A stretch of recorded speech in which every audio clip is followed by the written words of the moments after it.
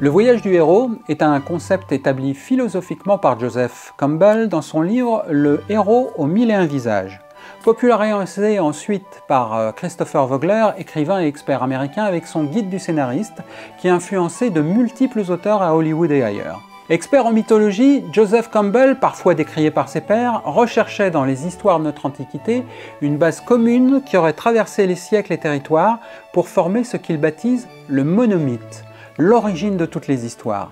Elle serait basée sur les étapes universelles régissant notre existence depuis notre naissance jusqu'à notre mort.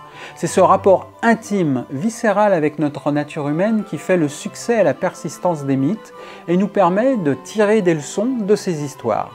Cette universalisation des mythes à travers l'histoire est devenue une référence pour les théoriciens de la narration qui ont souvent appuyé leur méthodologie sur le travail de Joseph Campbell.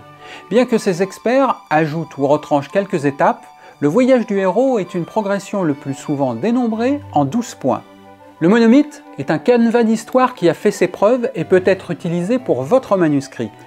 Contrairement à ce qui est souvent affirmé par les débutants, ce n'est pas une manière de raconter aussi repérable et datée que cela, surtout lorsqu'elle est bien découpée. C'est une base universelle, solide et professionnelle pour structurer votre intrigue. Comment ? C'est ce que l'on va découvrir juste après ça.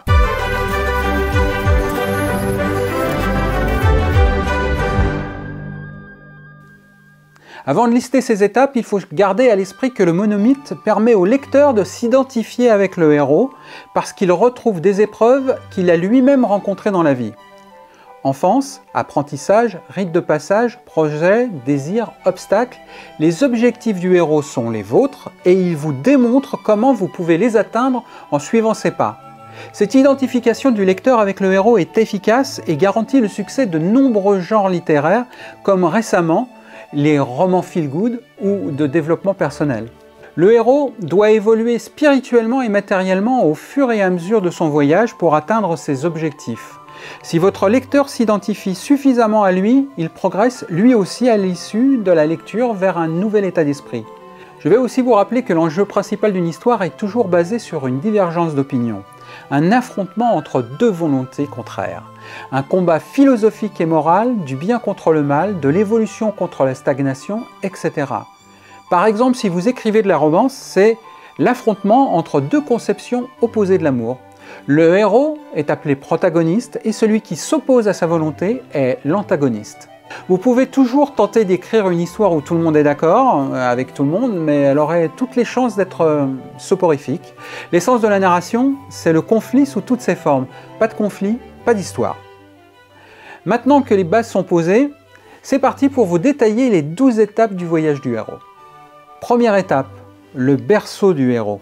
Cette étape vous permet de présenter votre héros au sein du contexte qui a forgé sa personnalité et son éducation. Un monde bien souvent qualifié d'ordinaire par opposition à la suite de l'histoire qui se déroule dans un endroit différent.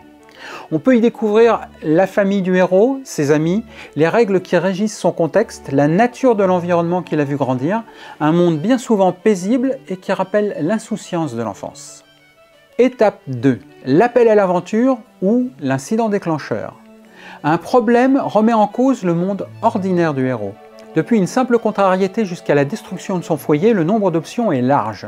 Tout ce que l'on sait, c'est que le héros doit entreprendre un voyage pour trouver un objet de quête ou assurer les conditions de sa survie. L'incident déclencheur, c'est le moment où vous mettez en place les enjeux de votre histoire. Même s'ils peuvent changer en cours de route, leur nature intrinsèque pour le thème de votre narration ne change jamais. Étape 3. Le refus de l'appel. Le héros est d'abord réticent, il a peur de l'inconnu. S'il est l'objet d'une destinée, il la rejette et ne s'en sent pas digne. Le refus de l'appel est le moment où débute le conflit intérieur du héros qui, avant d'affronter les antagonistes, doit d'abord se battre avec lui-même. Cette étape est le bon moment pour dévoiler la principale faiblesse du protagoniste, celle qui sera utilisée par l'antagoniste final pour le mettre en échec. C'est aussi le bon moment pour explorer la psyché du héros plus en profondeur. Étape 4. La formation, l'école. Le héros est encouragé par un mentor, un vieil homme sage ou autre. Quelquefois, le mentor lui donnera une arme magique. Le mentor fait tout ce qui est en son pouvoir pour aider le protagoniste, mais Il n'accompagnera pas le héros jusqu'au bout de sa quête.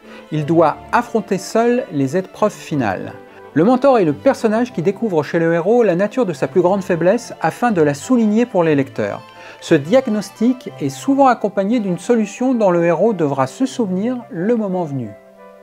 Étape 5. Le héros passe le seuil de l'aventure. Ce n'est pas une coïncidence si beaucoup des héros commencent leur voyage à la fin de l'adolescence. Ce seuil est l'équivalent d'un rite de passage au statut d'adulte. Le protagoniste entre dans un nouveau monde extraordinaire, celui des adultes, et ne peut plus faire demi-tour. Ce premier pas du voyage est toujours un moment très symbolique. C'est le moment où le héros accepte l'appel à l'aventure, assume sa destinée et se prend en charge seul. Étape 6. Les obstacles. Le héros subit des épreuves, rencontre des alliés et des ennemis. La difficulté des obstacles est croissante. Chaque affrontement lui permet d'améliorer ses compétences. Il découvre l'existence de l'antagoniste et affine sa connaissance sur la nature de sa quête. Son objectif de départ peut changer plusieurs fois au fur et à mesure du voyage, mais il est toujours basé sur le même thème. Il est étonnant de voir combien cette étape de l'histoire est bien souvent la plus longue. Peut-on vraiment résumer la somme des conflits qui séparent le héros du but de sa quête en une seule étape avec le seul mot obstacle? Oui, lorsqu'on se rend compte qu'en fait, ces obstacles sont souvent des variations croissantes du même combat, celui qui justifie de raconter votre histoire. Étape 7. À pied d'œuvre. Le héros atteint la destination de son voyage, l'endroit le plus dangereux, souvent en profondeur, où l'objet de sa quête est caché. Il définit le plan qui devrait lui permettre de vaincre l'antagoniste ultime. Les chances sont minces, mais il pense y arriver. Étape 8. Le climax, l'affrontement final. Le héros se retrouve enfin en face du plus dangereux de ses ennemis. Son plan ne se déroule pas comme prévu et il se trouve attaqué sur sa plus grande faiblesse. Il subit l'épreuve suprême et affronte la mort. Ici, le mythe se nourrit du phénomène universel de la destruction créatrice, théorisé plusieurs siècles plus tard par Joseph Schumpeter, selon lequel la destruction précède la création. Pour le héros, sa renaissance est précédée par sa mort, qu'elle soit physique ou métaphorique. Une part de lui meurt, tandis qu'il devient un autre homme. 9. Le retournement de situation. Transformé par l'épreuve ultime, le héros arrive à vaincre l'antagoniste d'une façon surprenante et s'empare de l'objet de sa quête. Sa victoire est aussi spirituelle que matérielle. Ce retournement de situation doit être surprenant pour le lecteur, même s'il s'attend naturellement à celui-ci. Ce dénouement est la pièce maîtresse de votre histoire et doit être réussi. Attention à ne pas recourir à un Deus ex machina. Ce retournement de situation doit être préparé et vraisemblable. Étape 10. Le chemin du retour. Parfois, il s'agit d'échapper à la vengeance de ceux à qui l'objet a été volé. D'autres fois, il peine à se rappeler comment rentrer chez lui. Sur le chemin, il rencontre souvent quelques vieilles connaissances dont on apprend ce qu'ils sont devenus à la fin de l'histoire. Étape 11. Le héros transformé. Il revient du monde extraordinaire où il s'était aventuré, transformé par son aventure. Peut-il retrouver sa place alors qu'il a changé? Comment ceux qui l'ont connu vont-ils l'accueillir? C'est l'heure des derniers doutes, ceux qu'il devra affronter pour asseoir sa victoire spirituelle. Étape 12. Un nouvel équilibre. De retour dans le monde ordinaire, le héros utilise l'objet de quête pour améliorer le monde, donnant ainsi un sens à l'aventure. C'est l'instant qui couronne sa victoire matérielle. Au-delà de l'utilisation d'un objet, c'est le moment où le héros démontre à tous qu'il a réussi à surmonter sa plus grande faiblesse. En faisant ça, il accède à un nouveau statut d'individu achevé, dans le sens où il a fini totalement son évolution. Il peut mourir physiquement ou métaphoriquement, mais plus sûrement, il laisse, sous une forme ou une autre, un héritage pour la postérité. C'est le moment où le lecteur peut tirer une leçon finale de cette histoire. Il existe presque autant de versions du voyage du héros que de théoriciens en narratologie, et je ne fais pas exception à cette règle. Même si j'ai tenté de revenir aux basiques exposés par Joseph Campbell, j'ai néanmoins éclairé ces étapes à la lumière de mes connaissances en philosophie qui ne sont pas forcément les plus aiguisées.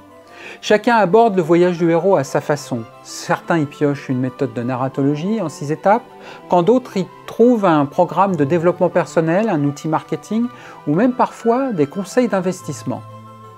Votre voyage, celui que vous allez suivre pour raconter votre histoire, n'aura pas forcément 12 étapes et ne mènera pas forcément votre héros aux portes de la mort, même métaphorique.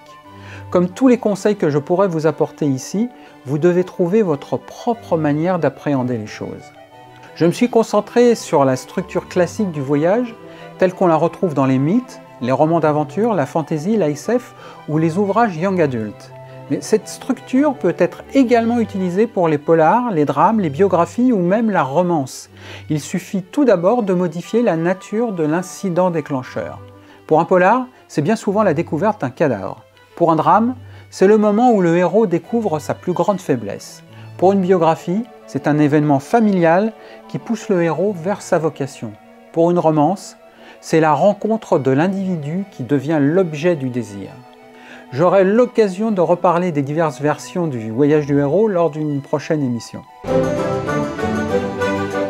Si vous cherchez une méthode universelle pour écrire des histoires, le voyage du héros est une bonne façon d'appréhender la narratologie. Malgré ce que les détracteurs pourraient en dire, ce n'est pas une structure aussi repérable, fermée ou datée qu'ils le prétendent. Vous pouvez par exemple garder ce canevas pour votre histoire tout en travaillant son découpage pour la déstructurer. Vous pouvez commencer avec l'élément déclencheur pour définir le berceau du héros, ensuite avec des flashbacks. Votre héros peut rencontrer son mentor après avoir passé le seuil de l'aventure ou faire le refus de l'appel en cours de route après le premier obstacle conséquent.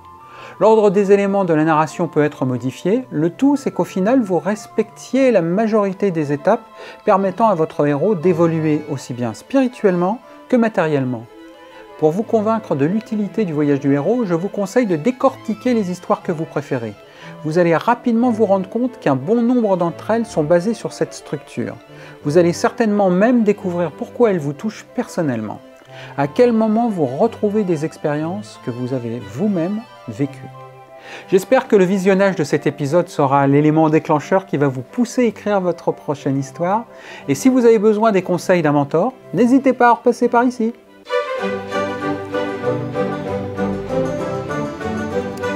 Conseils d'architecture à l'usage des écrivains est une série de vidéos destinée aux romanciers et scénaristes, à tous ceux qui écrivent des histoires. Elles sont basées sur le contenu de divers ouvrages parlant de narratologie rédigés par les meilleurs spécialistes du genre. Chaque thème est évoqué en quelques minutes. Ces conseils sont simples, logiques, on enfonce parfois des portes ouvertes, mais comme le disait Charles Maurice de Talleyrand, si cela va sans le dire, cela ira encore mieux en le disant. Si vous vous intéressez à la science de la narration, abonnez-vous, likez cette vidéo et rendez-vous au prochain épisode.